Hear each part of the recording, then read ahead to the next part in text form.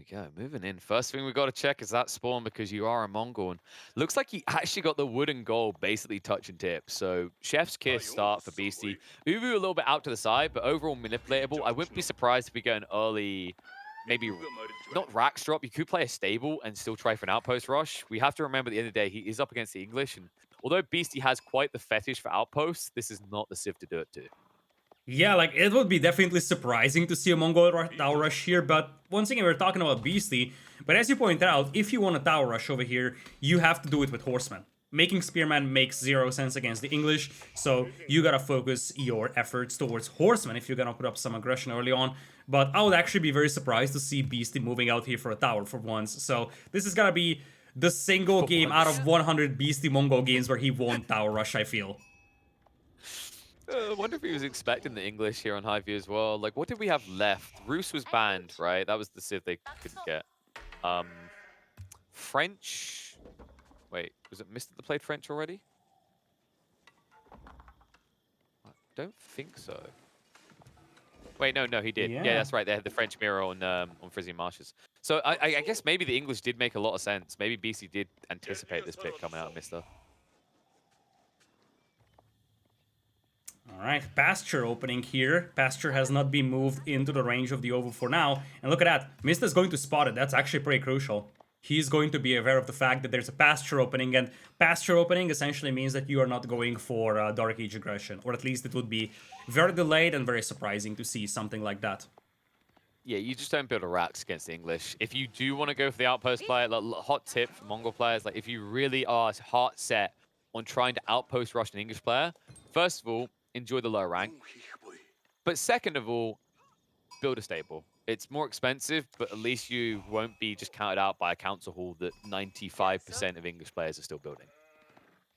Indeed, I would be very surprised to see the alternative landmark, the Abbey of the Kings, being pulled out over here for Mista, but then again, we're talking about Mista, so we have seen for a brief moment he couldn't hide it from our eyes that he dropped the Coral tie. Probably was just a misclick, but I mean, come on. It was like, the fact that you even have a chance of misclicking the step redoubt tells you that we are talking about person and someone that is just very familiar with these out-of-the-box strategies, because 99.9% of the players never misclick the step redoubt because it's so straightforward that that is the landmark that you're using, right now at least in the current meta. I guess something we have to kind of highlight is the possibility of fatigue. Like, this is someone I know that Mr. had issues with earlier on the year. I remember like him talking about it in the M4C qualifiers when he just about made it in beating B out. It's kind of crazy to even try and highlight this for a guy who spends 14 hours a day farming, but then again, he spends 14 hours a day farming. So that's going to have like a tiring factor to you. And if you think about it, Mr.'s had the longest day. He 2-1 to Muslim, he had to 2-1 B, and now we're going into game 4 here in the finals. So he's had the most games played out of anyone here. And some of those were very long games as well. And like Yes. high focus, high intensity games, especially like the B versus Mista game #1. Like the thing is that, as you pointed out, it might sound weird for someone that spends like 14 hours a day farming, like IRL, to feel fatigue, but it's a different type of fatigue. We're talking about mental fatigue, and this is, I think, one of the key differences between an RTS game like Age of Empires and some other esports titles. Like, I always bring this up with CSGO. Here, you simply can't have any second where you rest in the middle of a game. In CSGO, if, let's say, you know, the round ends, you have the buy phase. It's like 10 seconds. If you really are fatigued, you can close your eyes, you can get like 10 seconds mental rest. Doesn't sound like much, but it adds up over time. Whereas for AoE, wait a minute, you can't even look away for a second from these battles in many cases. And some of these games last like 1.5 hour, 2 hour long even. So fatigue is massive.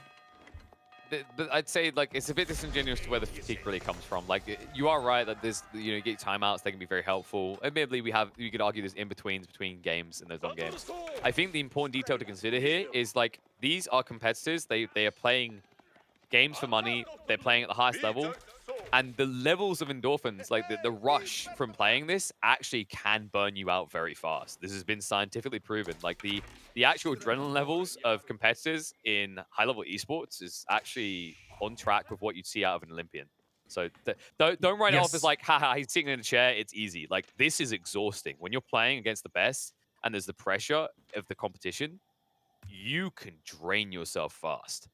I want to come back to that in a second, but I just want to highlight something that was really clever from Mista, and huge shout out to Core, our observer, for catching that. Mista started building a barracks, and he spotted that Beastyqt deployed this scouting falcon close to his base. So Mista spotted out that Beastyqt is aware of the barracks, and as such actually ended up canceling it. Such a level of mind games, and just to go back to your point, these are the mind games that you constantly have to work on under a high pressure environment. Like, this is not a ranked game. This is a lot of pressure. I can definitely suggest everyone that wants to feel similarly to sign up for like low elo tournaments or open tournaments, even like Road to Wololo, for example. The weeklies are open playing, and you will feel the same way. When it's a tournament, there's a lot more pressure because, you know, hey, I can't afford to lose this game. It's a best of one, right? And from that perspective, looking at this one, there's a lot of pressure on these players, and that can really give a ton of fatigue to you.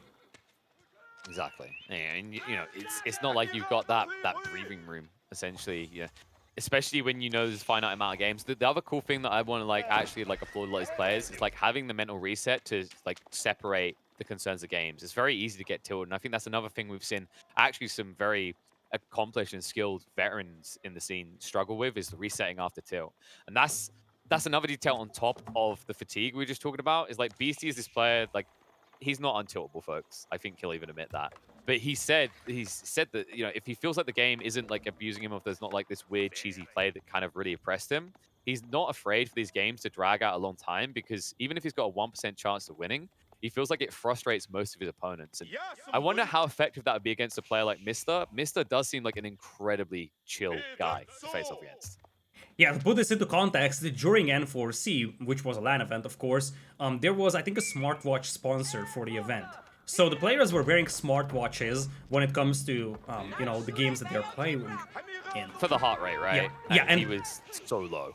Mista had, like, in some high-intensity situations, Mista had a heart rate of 60. Like, when you had downtimes like this, Mista legit had a heart rate of 45. I was like, unbelievable. It was like, your heart is barely beating, dude, and you might say it's stupid, but no, it's like, he's just so chill, and if you actually end up talking to him, if you end up, you know, just getting to know him, you realize, yeah, he's that chill, and a lot of high-level RTS players are like that, like Doubt as well. I've never seen Doubt, for example, being tilted, even in the craziest scenarios that he plays in. It's like, I'm actually legit, to a certain extent, envying them for not being tilted, no matter what. I'm the direct opposite. I lose one villager to something like a boar, I'm like, screw this game, time to uninstall. Got it. So you blame the wildlife. You can't blame the player, because that's one cool thing actually about RTS competitive play, is like a lot of the scene is 1v1s, and if you compare it to team games, in some ways it can be easy to improve upon it from a self-reflection point of view. Like, you can blame the game, sure, there's always going to be people doing that, but when you play, say, Dota 2, like Apex Legends, Call of Duty, like whatever it is, CSGO, you've got teammates.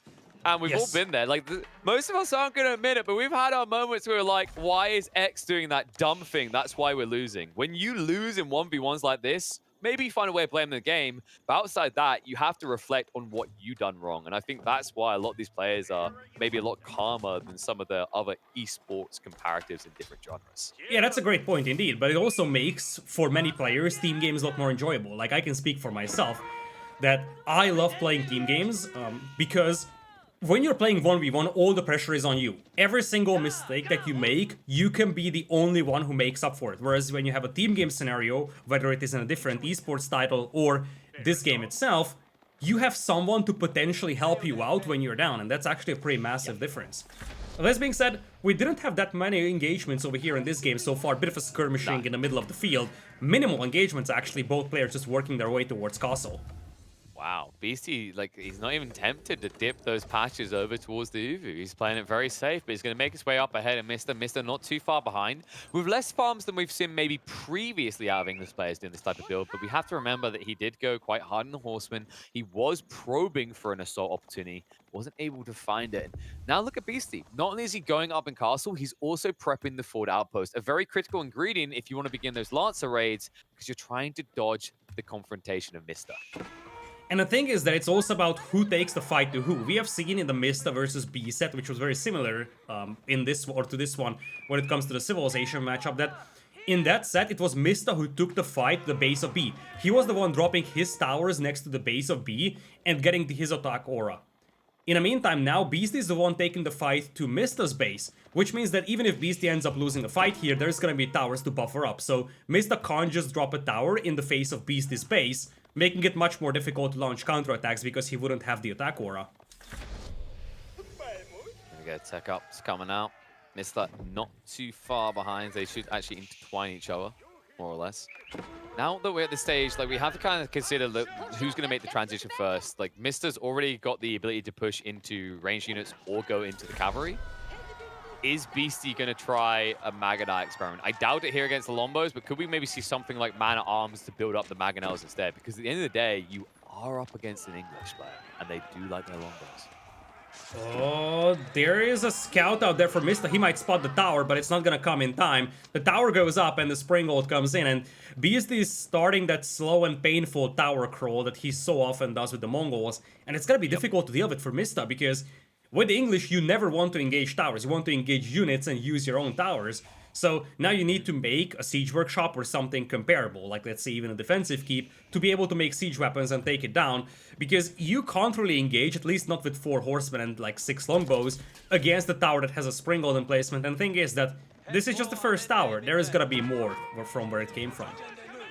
I just want to see Mr. Heavy Load Knights in this situation. I think it's your best call against the Mongols, and I love that he's doing it. Just because, like, when you get enough of them, you can burn down these outposts quite freely. On top of that, what's Beasty likely to push in this situation? Well, he can either match you in Lancers and trade badly if you have the attack speed aura, or he goes towards something like Man-at-Arms, crossbows, whatnot, that would give him the ability to build siege in the field. The reason this is important is the other popular option for the English is Man-at-Arms and Lombos. If you build Lombos in a matchup against a Civ that can build Mangonels out in the field, in these hidden forests, you are begging to lose the game. Looks like Knights are making an appearance now on the battlefield for Mista, but keep in mind that Beasty is going to be fine responding to those with crossbows. That's the problem that Mista is facing. You have that slow creep of towers, and intercepting that villager is difficult because you don't have line of sight. He actually bumps into the villager. That's a big pickup. That's a huge pickup there for Mista. And shenanigans will come to an end, but you can see that he's already prepping himself to go on the west side as well, just speaking to restrict movement. It's very important as well because it allows him to weave in and out quickly. We have to consider that we are God-visioned here. We see everything with a bird's eye view, but from Mista's perspective, he can see little, and Beasty is trying to obtain that midfield vision that usually just comes in so clutch in these type of matchups. I mean, if he deploys the Scouting Falcon, he is going to have the best bird's eye view from the map, that's for sure. But yeah, that's the thing, like, both of these civilizations actually, they benefit a lot from their towers on this map, because it's not just for your respective auras, either Yam or the network of castles, it's also for your ability to look into these stealth forests. And as we discussed before, part of the reason why often games go very long on this map is because players are scared. Players are afraid to push deep into the stealth forest without knowing what exactly is out there. And you see the vision on Mista, like, look at this, you can see nothing. The scouts give you some vision, enough that he'll spot another one of the villagers. Quite fortuitous timing for the knight to find him in the first place, so it will deny out the extra outpost, but this isn't bad for Beasty. Let's be real about what's happening here. Mista is hunting for straggler villagers while Beasty picks up all the relics. Yeah, that's exactly it. And you're going to have the third relic being brought in. Although, truth be told, behind this one, Mista is on 2 town centers and Beasty is only on 1. This shaman is also going to live to see another day. So, 3 relics already in, or at least it's going to be in a second, and the 4th one is going to be accessible for Beasty. Looks like the 5th one is going to be a long shot for him to grab, although we have seen attempts from him from picking up relics in positions like that before. So I'm actually curious if Beasty is going to attempt yoinking this relic. Mista leaves a couple of longbows behind, I kind of like that. Longbows right now a little obsolete for the combat or the style of fighting that Mista and Beasty are doing, so you might as well just leave them behind, pick off the shaman if they're going that way. Speaking of things that could end up being obsolete, the counter crossbow coming out from Beasty is pretty slow right now compared to the knight push. Like, Mista's going to discount everything that you're doing unless you get some static defenses down to hold your base when you're away. Like, this is the weakness of what you're playing right now. Like, Beasty's trying to posture for that hard siege, but this is the power of high view for civs that can wall. And that's the problem with the Mongols in a lot of these matchups. If you look at Mista's base right now, he's walling himself in. He doesn't need to leave a defense force at home. He can actively raid, and Beasty's only response is to pull entirely back to defend his base. Yeah, in the long run, he's going to have a million of towers to work with. Like, essentially, towers for Mongols is like walls for others, but it takes a lot of time and energy to deploy those towers all across the map. And in the meantime, this is a window that Mista can use to just keep coming in and swoop in for raids. Now I have a 20 villagers lead in the favor of Mista, and sure enough, you could say that Beasty has the 4 relics, but keep in mind that behind this one, Mista, on the other hand, has the English farming, which to a certain extent offsets that relic gold income that Beasty has as an extra compared to Mista. So I would dare to say that... Oh, nice raid coming in here. So raid in, shut down the step readout. Wololo on the backside did fail, as Beasty did inevitably try to reach around and get that final 5th relic, as we would have expected. That's actually quite a lot of villagers dead. Hello. It is. Beasty is slow to respond here, but he just doesn't have the troops. This is the issue. Look at the center of the map. He's marching forward, which means he's sacrificing his own villager line. And this is bad. Like, as I said, despite the step readout, despite the relic advantage for Beasty, I would dare to say that the eco of Mista right now is a lot healthier. Especially because one of the things to consider is that the OVO is depleted now for Beasty, so double training isn't really gonna be a thing for him. He needs to relocate his base elsewhere. Where is the second stone mine? There are 2 stone mines on the left side. He can't take them. There is one to the right side that he's gonna be fine going with. But look at that. Mista's got 3 defensive towers. Mista's like, okay, you're crawling up with towers. I will just defend with my tower aura. How are you going to push that if you're Beasty? I mean, you can try, but that leaves your base exposed. And Mista can just use the 14 knights he has to wipe out your eco. And if you don't have the wood, you can't get the firepower on the front line to breach. That's the key detail here. So Mista will just send in a few knights. He'll extract value. Even if he doesn't kill the villagers, he slows them down. 1 traction trebuchet isn't going to be good enough. 2 mangonels to support it are not going to be good enough. You can at least keep the longbows at bay, but let's say the knights actually go back to that fight. It's still going to be a tough fight for BC to take, and right now, BC can't get any new units through to the front line because of Mista being on guard like this. It looks like he's sending back his forces right now, quite a lot of crossbows on the battlefield. This is not a fight that you want to take if you're Mista, but it also means that you probably have to sacrifice the longbows to save the knights here. You gotta save those knights, you can't afford to lose them. This might give a bit of a breathing room for Mista, who has now a defensive castle, ready to go for network of citadels, ready to go for trebuchets. And you see that those knights would just disappear in the fog of war provided by the stealth forest, and this is what Mista wants to play. He wants to swoop back in, and once again just pin this slow-moving army of Beasty inside his base. The cool thing about what Mista's doing here is he's actually playing BC's side of the forest instead of his own, because BC set up all these outposts offensively. That's where he has vision. So Mista's playing away from that vision, and as you highlight, it allows him to sneak away in the forest unnoticed every time. This is the issue for Beasty. Like, he went so offensive on his vision, he wasn't anticipating to be on the defensive here. He was gambling that he would be able to box Mista in, but Mista's read was perfect, and this night push is just proving to be the bane of Beasty's existence. And now network of citadels are coming in, and this is where you have to keep in mind that Mista can make siege weapons on that keep. He can add 1 or 2 springles to snipe the trebuchets, because one thing that Beasty doesn't have is springles. So 1 or 2 springles here can slow down this push considerably. And looking at those resources being banged up, I have the wild idea that Mista might even be considering an Imperial here. It would be very risky, but I feel like if he finds a timing window, if he gets an assurance that he won't get pushed by Beasty, for example by launching a raid of his own, I can see him trying to imp this one. Mista's villager count is massively ahead compared to Beasty. So that's something that we need to keep in mind. Like, that's a massive differential. Not enough to be offset by the relics and the step readout. You could go for, based on the very slow build-up of siege for BC. At the same time, he could just give him the rope to hang himself here. Like, if you just go for pop cap as Mista, you can beat BC that punchline. Like, his eco is not strong enough to support both siege and your cannon fodder that you need as a front line in this situation, especially when you're playing in the stealth forest, where if you look away for a moment, this will happen. Yoink! Yoink! That's actually a pretty decent trade out there. Not a single horseman killed, 1 trebuchet traded off. Actually, there is one, actually 2 horsemen lying dead. What is this fake news? There's a few dead horses up. You end up getting 3 in the end. They were hidden by the stealth forest, okay? You know? There we go, 2 flopped to the ground. And the ground there, is red, so is their blood. That's why the ground is red. So many people dying in these stealth forests. Like, honestly, that's the brutality of hype. You just can't see until it's too late, especially when you play cavalry comps. That's why I actually find it a refreshing map, is that when people try to play hard to cavalry, there can be a risk associated if you don't get the vision lock in place. Ooh, this is a bad fight here though for Mista, a really bad fight. He's getting outnumbered, and also the unit composition is not there. But he has to fight this because the gold mine is exposed, and Beasty knows that. Gonna fly away from there as fast as possible. The traction trebuchets even targeting out the mining camp. No gaining gold, he says. Only I get gold because Beastyqt still has a big issue in the resource department. It's just too much gold, not enough of anything else. And right now the raid in the backstab, Mr. forcing him to retreat to defend the mangonels that are being targeted down. One brought down, second one target here. Maybe gets one shot out. Might struggle to stay alive for an additional shot here, but the vision, the lack of vision for Mr. means he cannot see the mangonel, and now he might be in trouble. No network of citadels affecting him either. He's fighting without the aura, losing all the cavalry to the spearman. Mangonel still active out there. And you see Beastyqt, he's slowly taking over this fight over here. Villagers even pulled for repairs. And the longbows, they'll just be insufficient. Mista has to pull back.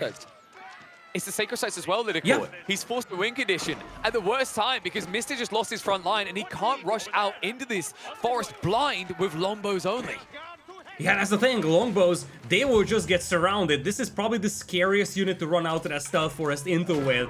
Slow moving, it can easily be wrapped around by enemy units. Little does Mista know that Beastyqt also took a beating here on his army, and right now, he doesn't have much that deals with longbows aside from mangonels, but new mangonels are hitting the field, and the thing is that now Mista is the one being on a timer. Beastyqt behind this one also floating 3,000 gold. If he can put that 3,000 gold on the battlefield or turn it into an Imperial Age, I think this is going to heavily swing in the favor of Beastyqt. Or even just buy a second town center. He had an option a while back, but he chose to reinvest. I don't think he wants to slow his timing because Beastyqt knows all too well what happens if this drags out too long. English will reach Imperial, and I gotta say, this feels like one of the worst maps as Mongols to go post-Imperial. Even if you have good outpost layering, it's very easy to blitz them down in the late game, and it feels like there's very limited gold. And what is the big up for the Mongols? Is the step readout with the gold gap. So you tend to get clipped at your strongest point when you reach into Imperial in this game, whereas the English, by comparison, unlimited gold forever and ever. Yeah, but for that, Mista needs to reach Imperial, and he's kind of stuck in here. You see, he's floating a ton of resources. Yep. He's flirting with the idea of Imperial, but he simply can't catch a break. And now with the Sacred Site victory condition triggered for Beastyqt, he can't even afford to do that. He goes into Imperial, the countdown goes down to like 4 minutes, unless he decaps the one on the right side. He did. Yep. But the radiants are starting to come through, so he's going on the defensive. He needs to reach out. He needs to actually be maybe focusing the northeastern wood lines that aren't going to be pressured right now, because that's maybe the weakness for Beastyqt. Everything he's done is west focused. So if you drag your eco to the east, you can just keep this bogged down fight happening on the west side of your base without having to worry about losing your economy lead. But look at the gold mines. Double front gold mines over here for Mista, and he was taking a large gold mine to the south. He's probably strained on gold eco over here. In fact, if you take a look at Mista, 141 per minute. The reason why he simply has to take these fights is because that is his only source of gold. If he finds a way to buffer this up, go to Imperial, he's going to at least have some sort of gold income from enclosures, but he can't get to Imperial. That's why I keep saying, I said go to the east. Look at this. Like, he has a gold vein back there. He could be playing it. There's one outpost in the forest of Beastyqt, but that's literally it. I wonder if Beastyqt could spot that. I wonder if that outpost actually has vision on that gold mine. But even if it does, like, the issue you have is that he had a dynamic force. He could have torched this down, and the weakness of Beastyqt is, like, he isn't pushing any cavalry. That's a beautiful tower, by the way. You know? That's a beautiful tower. Still, like, that's your best option right now if you're Mista. You gotta sneak out to the right side, but I just want to double check whether if he sneaks out, Beastyqt would see it. And the thing is that Beastyqt sees it. So, I think part of the reason why Beastyqt is putting up all the aggression on the left side is because he's fully aware that Mista is not moving out towards the west or the eastern side of his base. The moment he sees that, he's going to shift the angle of attack. But that's the thing, the key weakness of what Beastyqt's doing here is it's all slow. Even with Yam, it's slow to respond. And Mista, while he had the gold to get the Knights, that would have been the play to make.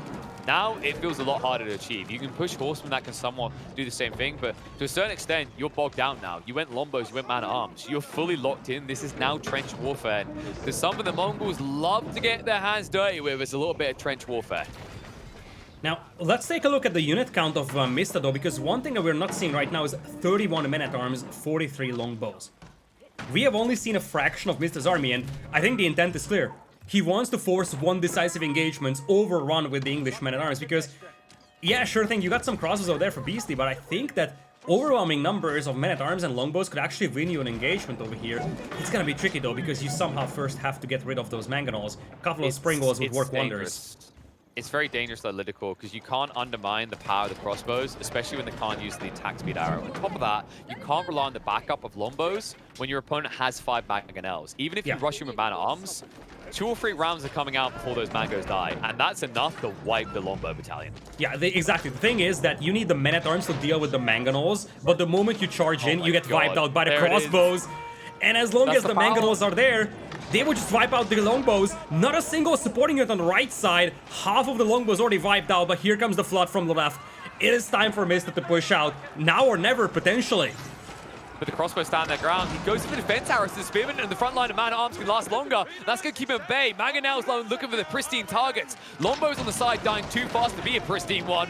Bill's still targeting him down anyway. And Mista's army is quickly evaporating here. With the outpost and the spearman emplacements in place for BC, he's able to hold the horsemen and rush through. Not able to gap close here as the last remaining spearmen stab them down. Mangoes still looking healthy. 4 in the field for BC. Barely any longbowmen in the front for Mista. And it looks like that is going to be it. GG cool. Beastyqt will finish him off here in game number 4. What a massacre in the end here, Springo Towers, and as you pointed out, it wasn't the attack speed arrow, it was the defense arrow, but that meant that the front line held out a little longer out there for Beastyqt, allowing the crossbows to rain down death and destruction, the mangonel fire consistently coming out of 4 mangonels here. The amount of firepower that Beasty had hidden in that stealth forest was just overwhelming for Mista, and let's keep in mind, Mista did not know what exactly he's up against. He is playing half blind over there. He didn't have an insight into that stealth forest. He thought he had overwhelming numbers, but boy oh boy was he wrong. And that dramatic decline in his military numbers tells you the story. He probably underestimated Beasty's forces, but truth be told, it's just the fact that he simply doesn't have the tools to measure how much Beasty has in that stealth forest, and the composition from Mista was just insufficient to deal with the army of Beastyqt in there. Ultimately, Beastyqt, despite being behind quite substantially in the villager department the entire game, ends up winning the game, the 4 relics, the sacred sides, and of course, just the perfect use of the stealth forest to conceal his exact numbers. Absolutely, and you know, looking back at this game, Mista, like he looked so good when he was raiding with the Knights, but the fact that he wasn't able to keep up that sort of tempo aggression is where they started to backfire. Like, make no mistake, the strategies were very, very different.